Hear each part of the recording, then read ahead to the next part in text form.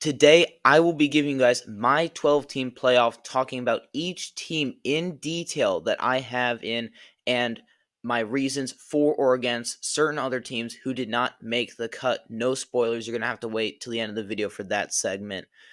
But I would like to welcome you guys into this episode of the Big Ten Quick Talk YouTube channel. If you haven't already subscribed to the channel, it helps out a lot. We are a growing channel and a growing community of die-hard Big Ten fans and college football fans in general. I specialize in the Big Ten, but I do love college football as a whole, and I have a great amount of respect for the other conferences in college football. All right, enough with the chit-chat. Let's get right to it.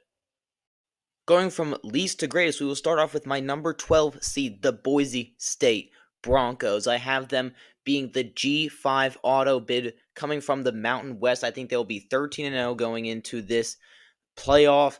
You look at the rest of their schedule, they travel to San Jose State. Boise State is a 2-touchdown favorite in this game. I project them to win that game. They play Wyoming and Oregon State, who I think they will both beat pretty easily. Wyoming is 2-7, and Oregon State is 4-5. That game will be at home for the Broncos.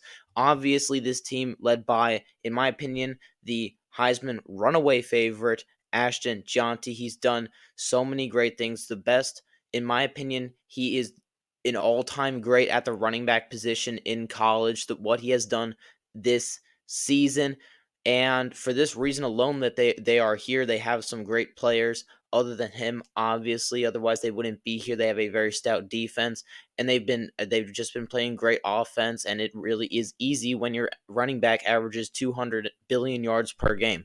So for that reason, Boise State will win my G5 bid prediction here, and they will slot in at the number 12 seed, playing the number 5 seed, which we will uncover very soon. 11 seed. Some of y'all will be shocked by this, but I think it is perfectly justifiable. Is the Alabama Crimson Tide at the number 11 seed? When you see some teams that were left out in this bracket, you will see why. I have them finishing the regular season 10-2, not making the SEC championship game, but they will win out the rest of their games. They play Mercer at Oklahoma and Auburn at home in the Iron Bowl. And they will win all those games by double digits, in my opinion, even more so even with Mercer. But really, this LSU win last week saved their season. Jalen Milroe looks like the Heisman contender we all thought he was going to be. He looks elite now. Even if it's too late for him to win the Heisman, he still looks very good. The offense came alive again. Kalen DeBoer looks like he has a handle on the situation down there in Tuscaloosa, but not making the SEC championship game is troublesome for them, and that they have a bad loss versus Vanderbilt. Yes, Vanderbilt's been in and out of the top 25, but and Vanderbilt's been great. I don't want to put any slander on them, but that's a bad loss for Alabama. You should be beating them every day of the week, and then losing to Tennessee also was not great in their situation. Excuse me. And now my number 10 team, my 10 seeded team is the Notre Dame Fighting Irish. I have them finishing the regular season 11-1. Yes, they do have a very tough test against a ranked Army team, a undefeated Army team. Next week, the 23rd of November, I think they will beat Virginia, and I think they'll beat USC, but this Army game is the must-watch. If Notre Dame loses this game, they will not be rated higher than some of the other 10-2 teams that I left out. Spoiler alert, Ole Miss. I didn't want to do that this early in the video, but hey, them's the breaks. But I see Notre Dame winning this game at home. Army will not get in as a one-loss group of 5 team. I think that Notre Dame will win out, and they will join in just a sliver ahead of a team like Alabama and just barely in this college football playoff. But I think they will make it. They looked great, except for that one game earlier in the year. That Texas A&M win looks really, really good. The Louisville win looks good. And the Navy win looks really good as well. So Notre Dame, I think, will make the college football playoff here at the number 10 seed. Next up at the number 9 seed, a shocker here for some people, and now the Crimson Tide fans are mad at me, but it's the SMU Mustangs. SMU has been absurdly great this year. I kind of predicted it. I softly spoke it into existence that this team is going to be really good this upcoming year. They had an easier schedule to start out, and I mean they've played really well. Their only loss is to BYU, who is undefeated at this point and in the top 10 of a lot of polls right now. And I'm not going to give away where I have them, but it's pretty high up there. SMU is a team that, headed by their quarterback Jennings, is explosive. They're fun to watch. They're a Big 12 style team, and I think they'll win out the rest of their games. They play at home versus Boston College. That's a game that they probably could lose, but I don't think they will. They play Virginia and Cal to end the year, and I think that they will beat all three of those teams, make it to the ACC championship game, and lose the ACC championship game to a team that I will not yet reveal, but I think you guys know who that is. I think that they get in here as an 11-2 team. I think that loss did hurt them. If they would have won the ACC championship game in my model, obviously they would be up there in the top four. But nonetheless, SMU makes it here as an at-large bid for the ACC. Next up at the number 8 seed, I have the Penn State Nittany Lions. They have a stifling defense, a very strong running game, and Drew Aller has taken his play to the next level in comparison to last year. I don't think he's quite the elite quarterback as he could be yet, but I think that that's the next step up from this year. He's a perfectly capable quarterback this year. They just throttled Washington, who is a solid team. They're not a great team. They're not an above average team. They're just kind of solid, you know. But that was a statement win there. They won 35-6 after losing to Ohio State by one score. Very positive and good rebound. I think that they will win out the rest of their games, beating Purdue, Minnesota, and Maryland. Minnesota, kind of a trap game there, but I think that Penn State can handle them. And that will leave Penn State as 11-1. They will not be making the Big Ten championship game because that loss to Ohio State, shocker. And I think they will easily be in the college football playoff here at this number 8 seed. And here's the team everyone's talking about, the Indiana Hoosiers. I have them slightly lower than a lot of people at number 7. They will be 11-1 like Penn State. They will not make it into the Big Ten championship game. I see them losing to Ohio State, and then they will beat Purdue to end the season 11-1. They've been a great team. They're great to near elite to elite in almost every single category. They're not bad at anything on the football field. You could say kicking, since they haven't kicked a 50-plus yard field goal yet, but that's because they haven't had to, because all they score is touchdowns. And at that point in the game, they're already winning 42-0. So Indiana slides in here at the number 7 spot, smack dab in the middle of everything, and they honestly could be a little bit higher. You guys can disagree with me on my next couple rankings, but Indiana's right there with these teams. At the number 6 spot, I have the Texas Longhorns. I have them as the SEC runner-up, losing in the SEC championship game to a team that I will name in a couple minutes. If you guys just stick around a little bit and be a little bit patient with me. Texas, I have them winning a close game at Texas A&M to finish the season and beat out Texas A&M to play in the SEC championship game. They have a game against Arkansas and Kentucky. I think games that I think that they will both win. If they lose one of those games, I don't think they make the college football playoff, because I think that Texas A&M will beat them if Arkansas or Kentucky beats Texas. But Texas, in my model, I have them right here at the number 6 spot.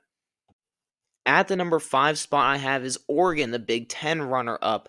Oregon's going to go 12-1. They will finish out the regular season 12-0, a perfect 12-0. They've been great so far, and I really don't think that the teams that they play coming up will beat them.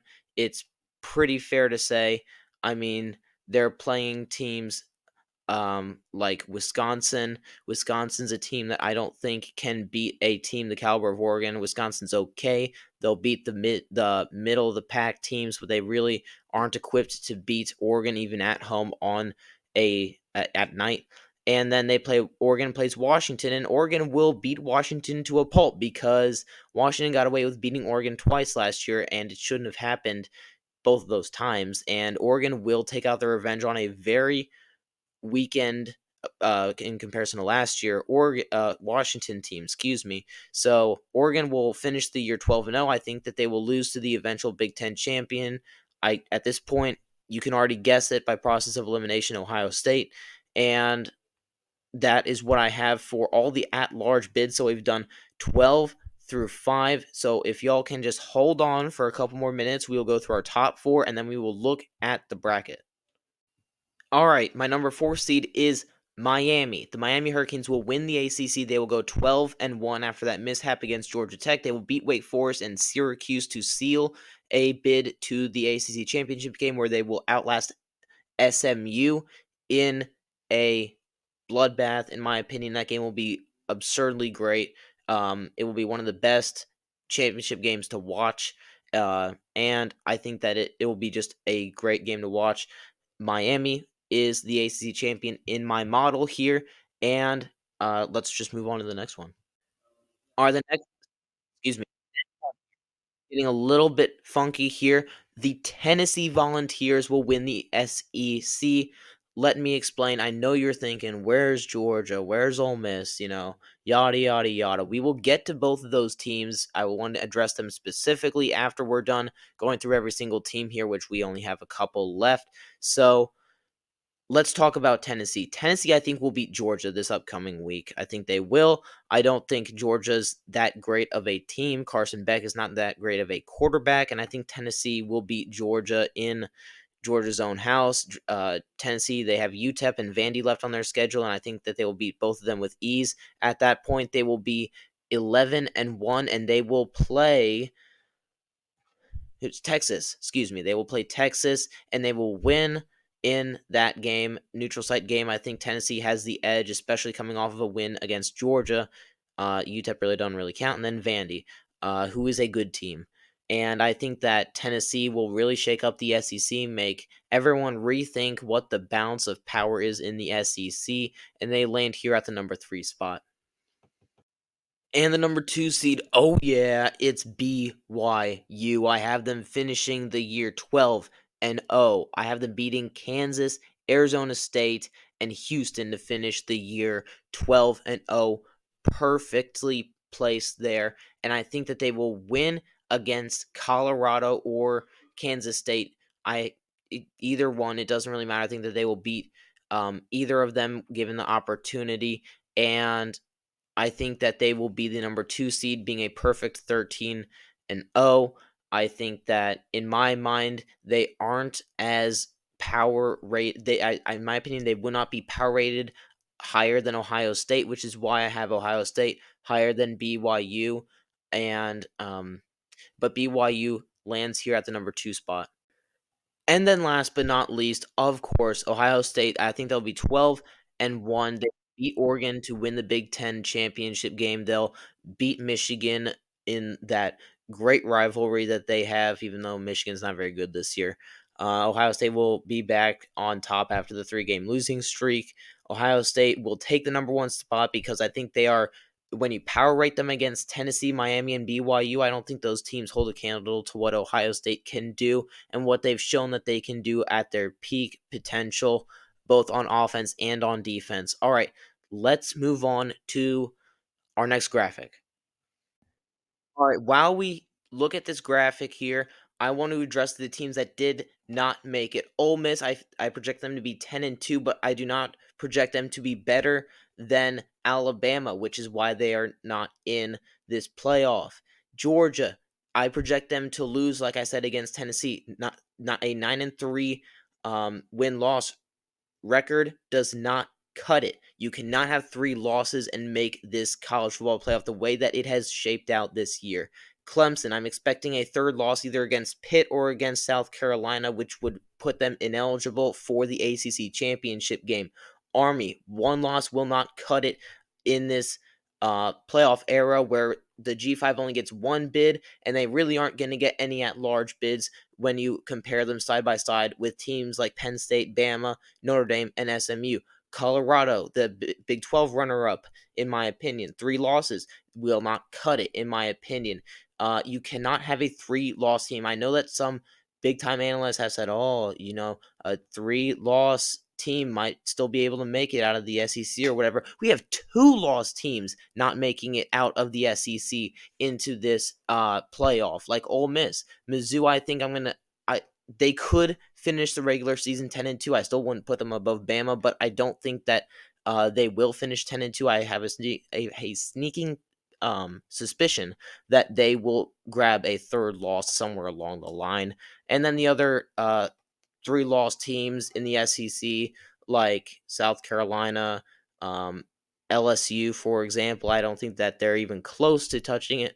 All right, this video has gone on a little bit too long, so I am not going to predict this playoff, because something will happen that will inevitably change this bracket that you see on your screen here. So thank you guys so much for watching. If you want a quick part 2, I can put that out there if we reach, say, I don't know, 15 to 20 likes. That would be a great number for the channel. Comment down below your thoughts. I know I had a lot of thoughts on this. Everyone's got a different opinion. Let me hear yours. Subscribe, as it has said at the bottom of your screen pretty much throughout the whole video. I work hard on these videos. I really am passionate about making these videos, and I intend to make them as long as y'all keep watching. So share the video around with a couple of your college football buddies, and I'll see you guys in the next one.